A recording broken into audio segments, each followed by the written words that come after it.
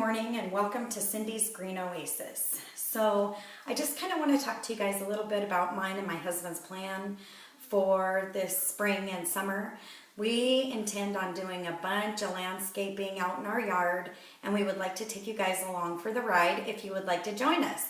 So please subscribe to my channel and click like and share some of my videos so that I can get my bunch more viewers out there. So the topic of today's video is I want to talk to you a little bit about fertilizing, and it's really important to fertilize your plants even in the winter months, and also using fresh soil. And basically most of your houseplants should be repotted in fresh soil about every 2 to 3 years. So with that being said, I'm going to show you my first plant. And I only know it as a prayer plant. I am an amateur. I don't claim to be an expert. Don't know all genus and species of plants, but I do know that it's a prayer plant. The leaves fold up at night like they're two hands that are praying. And that's where the prayer plant comes from. But this did not do anything for me for quite a few years. And I just, what is going on with my plant? It looked sad. There's still a few leaves that have some browning at the tips. Thinking clear back to then, I am not really quite sure what could have caused this. Maybe overwater, maybe underwater. I don't know. But since I have started fertilizing them, and how that came to me is I watched a lot of YouTube videos, and I decided I wanted to try some orchids. And every YouTube video that I watch, people are saying, orchids like fertilizer, either once a month or a week dose once a week. And so I thought, wonder if I try that on my houseplants, if they'll be happier too. So I repotted in fresh soil and started using the fertilizer on all my plants, and they are happy. So pretty big plant. Some new growth, and it gets bright light where I place it, right in front of a southern windowsill, so yay! So just going to go over some other plants. So this is a wandering Jew, and I don't like tall spindly plants, so I whack them off the mother plant, stick them in a clear vase, root them, and stick them down in fresh soil. And I plan on taking this plant outside and landscaping with it. I hear they love it out there, but I live in zone 6B, and a lot of plants like that wouldn't fare very well over the winter. So I pot them back up for the winter months and bring them in as house plants, and then take them back out again. And that seems to work well for me. Back to the fertilizer. So this was recommended by Danny, Miss Orchid Girl. For her orchids, it's from repotme.com. Description, feed me. There's a phone number on the bottle that you could call to reorder. It's a 13-3-15 mix. And I'll get a little bit closer to see if you guys can see the label. But if not, it's just repotme.com, and I use a quarter of the amount recommended for a monthly dose, and I do it once a week. So I'm given the recommended dose, but I'm not doing it once a month. I think that's too harsh on my plants. So I just do a week dose once a week. So another plant that's doing quite well, this was a couple months ago. My daughter gave me a little shoot off a variegated spider plant that she got from a friend, and because I'm doing the fertilizer, she has one too. Hers is only about this tall. So fertilizing and fresh soil is the way to go. Not kidding ya. Makes a world of difference. And I would do the weaker dose if I were you guys. Wouldn't want to burn your plants, kill the roots. So I don't like tall, spindly plants. So my Dieffenbachia, when it decides that it's growing tall and no leaves on the stalks, I just cut the stalks off, stick them in a vase, clear vase, with some water, put them in a windowsill, and all of these stalks have roots on them. I'm going to let them be a little bit more established. I go back over to the mother plant and I stick them down in the soil, and that way I have a more bushy plant. And where you cut at an angle on the stalk, it will shoot out another branch, and so that also keeps your plants looking full and bushy. So I had never grown African violets before, and my mother-in-law decided she was going to give me a couple of them. And when I show these to you, they were not even half the size that they are now, and they had no blooms. So that fertilizer, African violets really like that fertilizer as well. So this is one of the African violets that she gave me, and like I said, wasn't half this size and no blooms.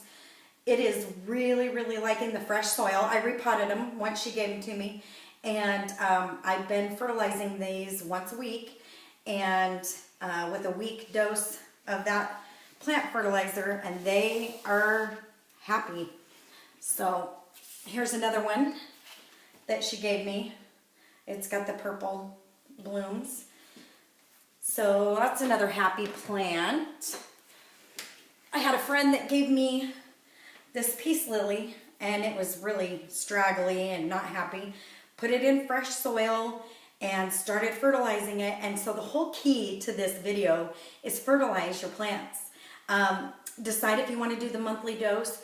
Skip a week. But plants in the house are not getting natural nutrients put back in the soil, so they rely on you to put the nutrients back in, and so they are loving it. And that is my recommendation to all my viewers. Use some fertilizer of some sorts. That same friend that gave me that peace lily gave me this palm. It was only about this tall, droopy, not happy, fresh, Miracle Grow indoor potting soil mix, and my fertilizing and watering regimen, and it's got all this new growth, a lot of new growth, and it's starting to perk up and be happy. So for Christmas, my son's girlfriend decided that she wanted to give me a plant, and it's a Christmas cactus, an actual Christmas cactus, by the shape of the leaves, but I'll do a separate video showing the difference between a Christmas cactus, Thanksgiving cactus, and an Easter cactus. But fresh soil, this plant has been in their family for 67 years. So I am very grateful to have a start off of this plant. I love it. Love it, love it, love it, love it. So I also try to grow coleus.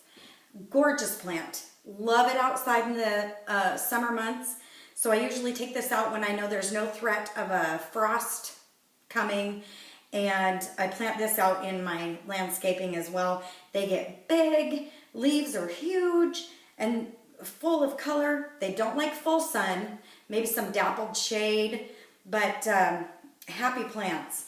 And how you keep these bushy is to pinch the center of the growth, and everywhere you pinch, 2 new sprouts, 2 new leaves will come out double. So that's how you make coleus big and bushy.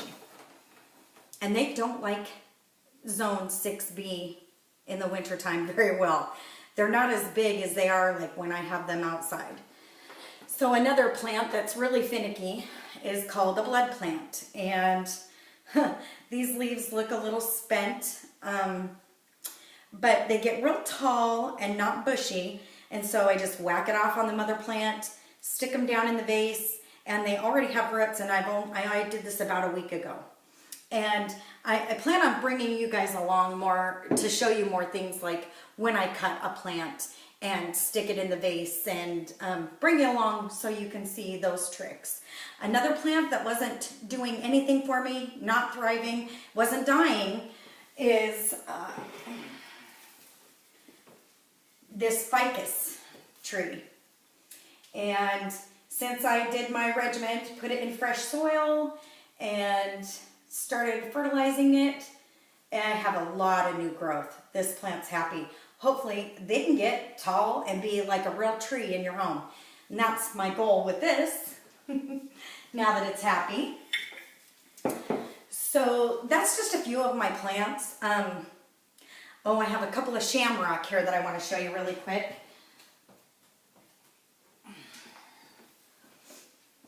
So here's my purple variety, repotted it, doing the same fertilizing regimen. Happy, happy, happy. This plant gets tall and lanky too. You just whack it off above the soil line and new baby shoots come out and you start all over with them. If they get to looking how you don't like, then I also have this shamrock that's more green in color. And then this is the first year that I have ever done an amaryllis. And on a previous video, I showed you guys all the blooms. Well, I pollinated this one. And you can see that seeds are starting to grow. And they're looking a little spent, but I didn't cut them off because I want to try to get some seeds of this Minerva type. And then since then, I have another one that is now starting to open. This is my red lion. And I want to take some of the pollen from this and pollinate one of these Minervas and see what I get. So I'm experimenting with the Minerva bulb. I know that drains a lot of energy from them. It might not bloom next year, but I'll have all the seeds. So the next thing that I want to do is take you guys and show you a little project that my husband and I started just yesterday. So we got a lot done in one day, and I just kind of want to show you, and I think we're going to film when we build the second half of it, just to let you guys see, take you along for the ride. So